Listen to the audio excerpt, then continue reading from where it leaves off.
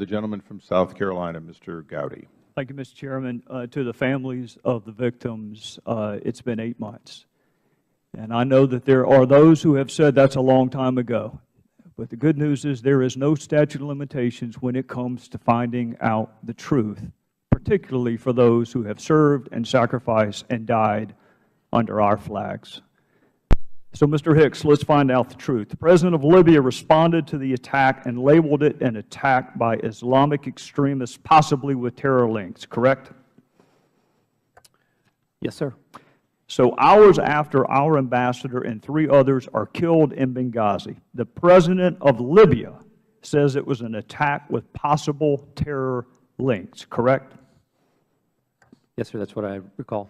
Did the President of Libya ever mention a spontaneous protest related to a video? No, sir.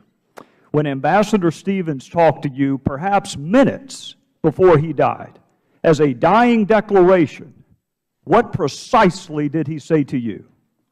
He said, Greg, we're under attack. Would a highly decorated career diplomat have told you or Washington had there been a demonstration outside his facility that day? Yes, sir, he would have. Did he mention one word about a protest or a demonstration? No, sir, he did not. So fast forward, Mr. Hicks, to the Sunday talk shows and Ambassador Susan Rice. She blamed this attack on a video. In fact, she did it 5 different times. What was your reaction to that? I was stunned. My jaw dropped, and I was embarrassed. Did she talk to you before she went on the 5 Sunday talk shows? No, sir. You were the highest-ranking official in Libya at the time, correct? Yes, sir. And she did not bother to have a conversation with you before she went on national television? No, sir. So Ambassador Rice directly contradicts the evidence on the ground in Libya. She directly contradicts the President of Libya. She directly contradicts the last statement uttered by Ambassador Stevens. Mr. Hicks, who is Beth Jones? Beth Jones is the Acting Assistant Secretary for Near Eastern Affairs at the State Department. I want to read an excerpt from an email she sent, and you were copied on it. And by the way, Mr. Chairman, for our colleagues who like to trumpet bipartisanship, this would be a wonderful opportunity to demonstrate it. Some of these emails, even though they're not classified, have not been released, Mr. Chairman, including the one that I'm going to read from.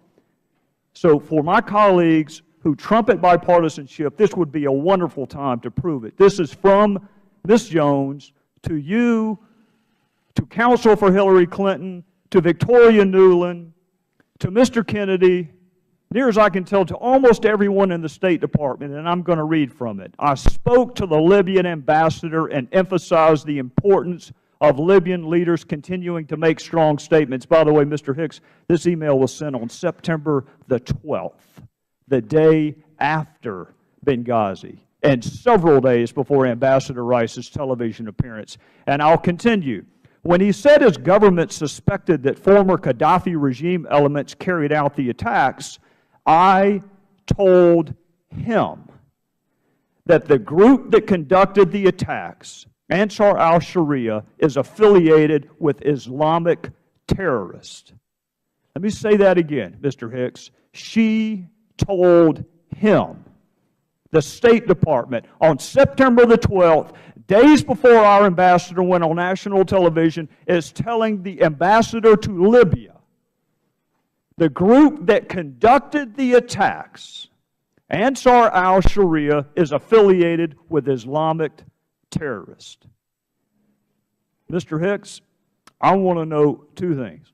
Number one, why in the world would Susan Rice go on 5 Sunday talk shows and perpetuate a demonstrably false narrative? And secondarily, what impact did it have on the ground in Benghazi, the fact that she contradicted the President of Libya? As to the first question, I cannot provide an answer, but perhaps you should ask Ambassador Rice. I would love the opportunity to do just that. As to the second question,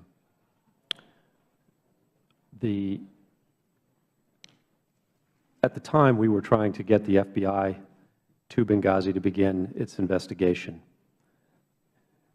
And that talk show actually provided an opportunity to make that happen. Afterwards, we encountered bureaucratic resistance for a long period from the Libyans.